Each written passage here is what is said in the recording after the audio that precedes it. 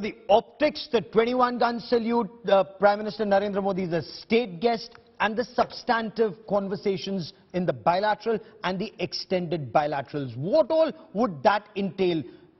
Ambassador Meera Shankar, India's former ambassador to the United States, joined me on the broadcast. Also with me is Group Captain Augustine Vinod, a fighter pilot, on the significance of the defense hardware that India's likely to acquire from the United States of America. Does it also include co-production in India? We'll discuss that in greater detail. But before that, I quickly want to cut across to India Today's Foreign Affairs editor, Geeta Mohan, joining us from Washington, D.C. with this.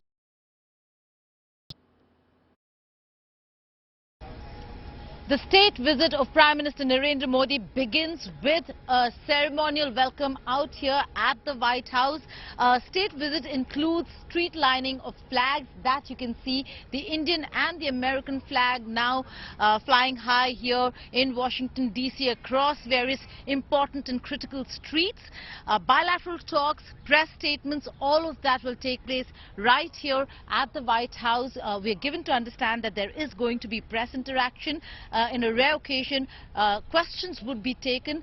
What will be interesting is the outcome of this very important meeting, the very important visit, as to what really is going to take place when it comes to space collaboration, defense collaboration, health, economy, education, and various other aspects. In Washington, D.C., this is Geeta Mohan reporting for India Today.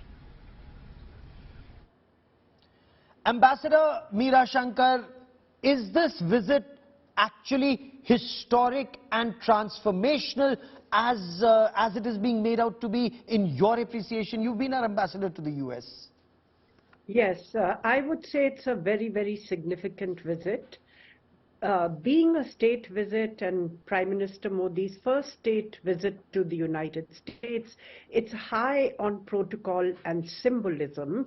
So the ceremonial welcome, the state dinner, the address to the joint houses of Congress, but the personal dinner which President Biden hosted for Prime Minister Modi is extra special.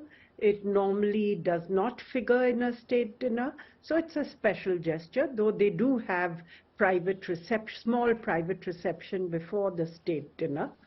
And also the fact that he is addressing the Congress for the second time, that is something which very few world leaders have done. But looking beyond the protocol, because the protocol is really the bells and whistles intended to, convey the significance of the relationship.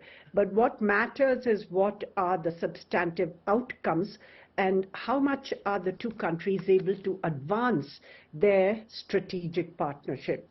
And here we are looking at substantive outcomes. Of course, the relationship is a very broad-based one, because the US is our largest economic partner, with trade in goods and services last year touching over $190 billion.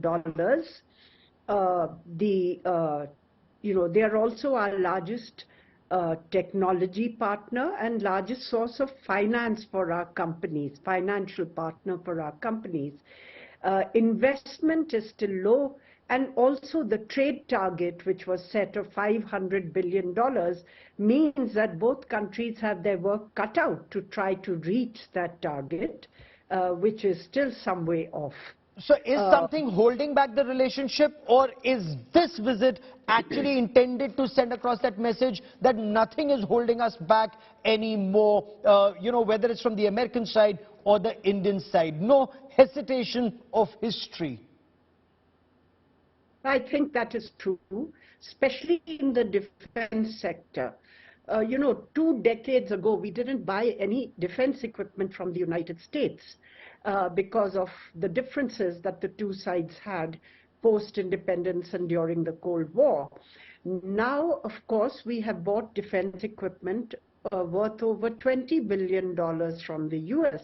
But looking beyond it, we have been trying to forge a partnership for joint research, joint development, joint production, and there was the Defense Technology and Trade Initiative launched during President Obama's time to try to concretize proposals for this. but it didn't really take off. There were pilot projects which were undertaken under DTTI, but no very big proposal could get off the ground. So not sufficient ambition and continuing hesitations on the US, particularly with regard to sharing technology.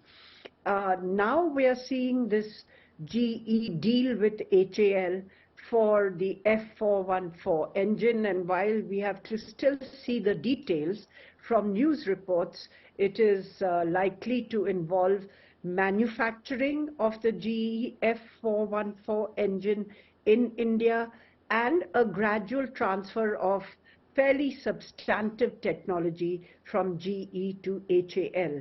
So Okay. in that sense, this would mark a first in the relationship as far as defense technology transfer is concerned.